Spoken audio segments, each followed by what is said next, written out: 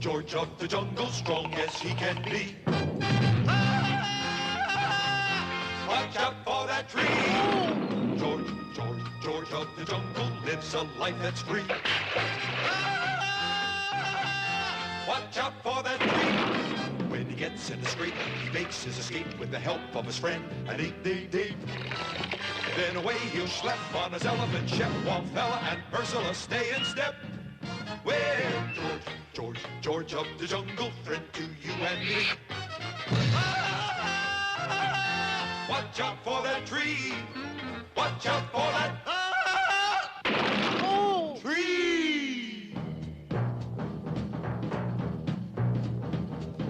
George of the jungle, friend to you and me.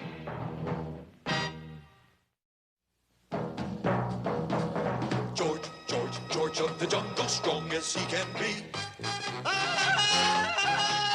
Watch out for that tree. When he gets in the scrape, he makes his escape with the help of his friend, an 888. Then away he'll schlep on his elephant, Shep, Wallfella, and Ursula stay in step. Well, George of the jungle, friend to you and me. Watch out for that tree. Our hero, George, faces many dangers in his life as king of the jungle. For one thing, the jungle is full of trees. Then there are snarling leopards.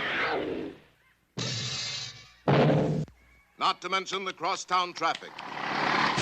With all these things, do you think it's fair that he should have to tangle with a mad scientist? No! Yes, it is I, Dr. Chicago. And have I got a Lulu of a mad scientist gimmick this time? The evil genius dashed to his waiting plane and took off. Within minutes, he was flying over Mbwibwi province. The Bombay doors opened, and out fell seeds. Oh, boy! What seeds? One of the first to notice the seeds was George of the jungle. Oh! Somebody up there like me. Oh, I wouldn't say that. This being a short episode, the seed grew very quickly. Then later that night... George, somebody's at the window. That thing is stealing my purse. George, we must get to the bottom of this, and quickly. Right. That quick enough? But George wasn't the only victim. All over Mbwibwi province, people had planted Dr. Chicago seeds with horrendous results. A sweet potato plant was discovered raiding a refrigerator late at night. Okay, Louie, drop the leg of lamb.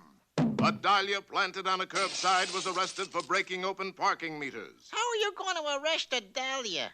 I'm going to transplant it into the paddy wagon. A light-fingered morning glory tied up the bank president and proceeded to open the bank vault. Naturally, the district commissioner called on George for help.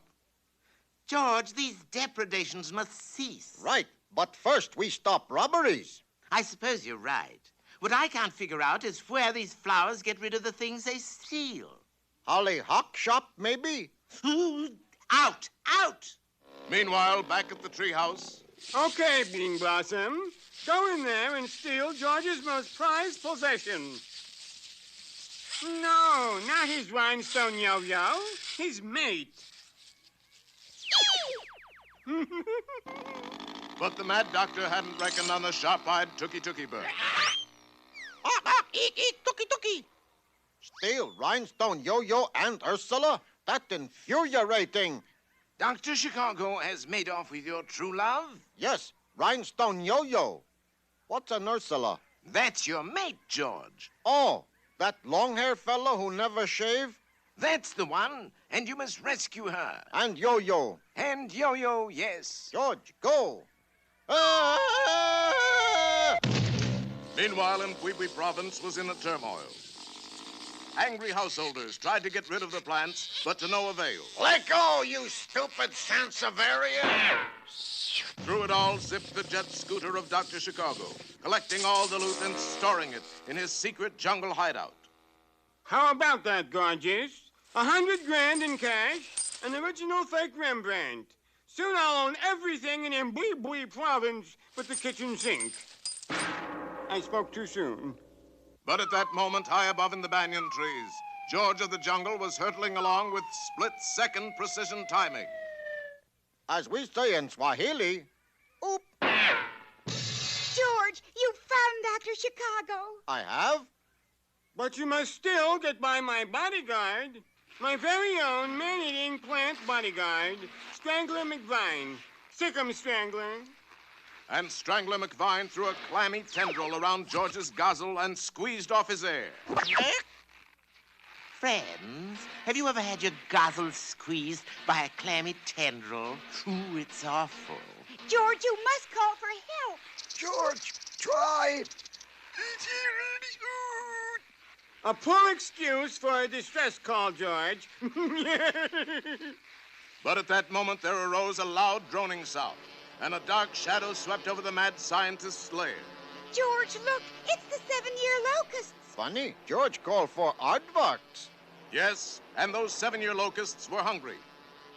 Seeing the huge bounty of Dr. Chicago's quick-growing plants beneath them, they peeled off in dining formation.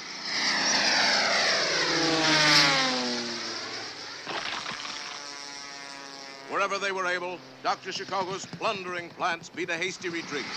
Within a few hours, every one of them was done for. George, you've won. No, tell me. Tell him. That plant must have a weak spot somewhere, George. Perhaps it's ticklish. George, try. Kitchy, kitchy, kitchy. More, George. Coochie, coochie, coochie. Stop that idiot laughing and get back to man-eating. And the plant did just that. What is it you say in Swahili? Oop. Thank you. Oop. A fine job, George. We've been saved from Dr. Chicago's green leafy bandits. Got Yo-Yo back, too. Also, what's her name? Unfortunately, your little friends, the 7-year locusts, have eaten everything in sight. You owe the Mbwibwi government $3,000 and a pair of pants. Pair of pants? Your insect buddies chewed the breeches off of one of our leading citizens. George, get pants right away. Do hurry, George. There's a nasty draft.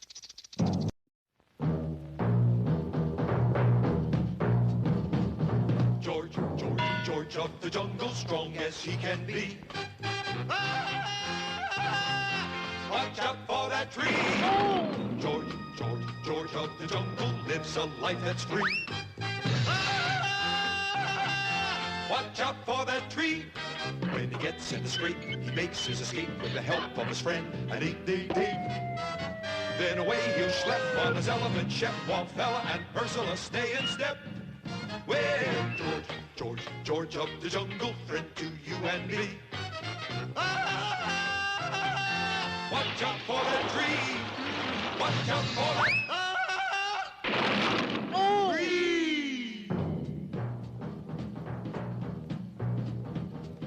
George, George, George of the jungle, friend to you and me.